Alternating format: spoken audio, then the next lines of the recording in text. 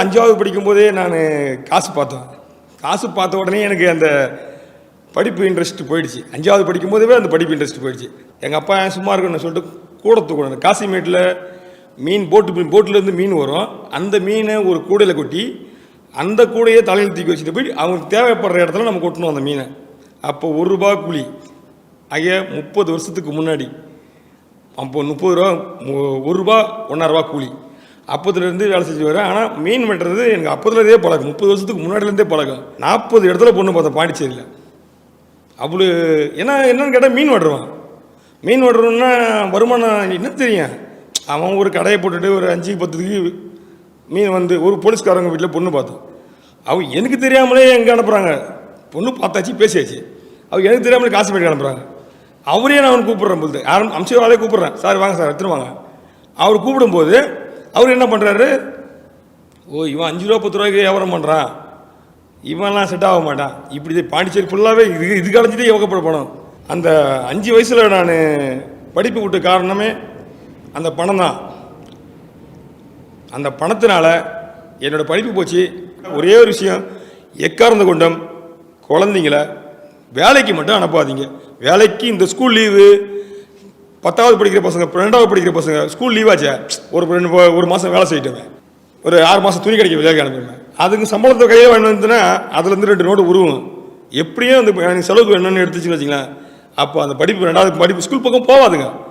அது ரொம்ப தப்பு. ஏன்னா படிப்பு முக்கியம்.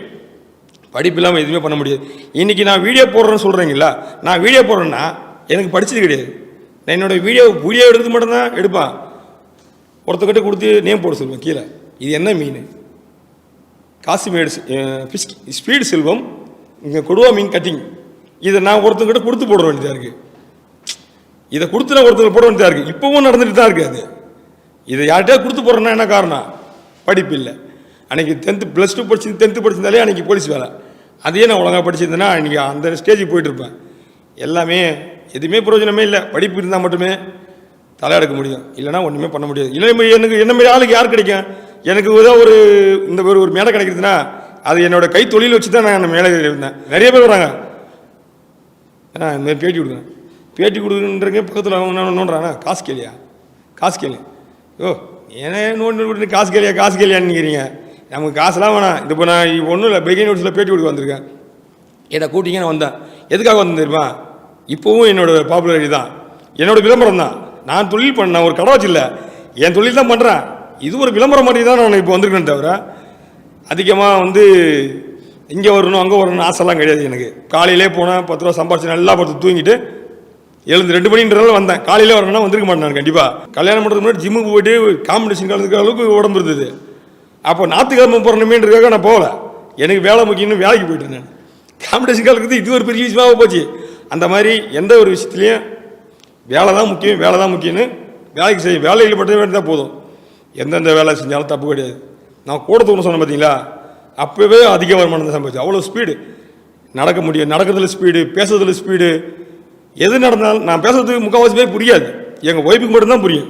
இப்போ கூட அதான் பேசுனா என்ன பேசுகிறாருன்னு கேட்பாங்க, புரியாது பாதி பேருக்கு. இப்போ கொஞ்சம் தெளிவாக கேட்குதுன்னு நினைக்கிறேன் நான். கேட்குதுங்களா? ஆனால் கண்டிப்பாக பேசுறதுக்கு புரியாது முக்கால்வாசி பேருக்கு. அவ்வளோ ஸ்பீடாக பேசுவேன். நான் நடந்தேன்னா ஸ்பீடு, வண்டி ஓட்டினாலும் ஸ்பீடு, வேலையிலையும் ஸ்பீடு, எதுலையுமே கொஞ்சம் ஸ்பீடாக இருக்கிறதுனால எனக்கு பழக்க வழக்கம்லாம் எந்த விஷயமும்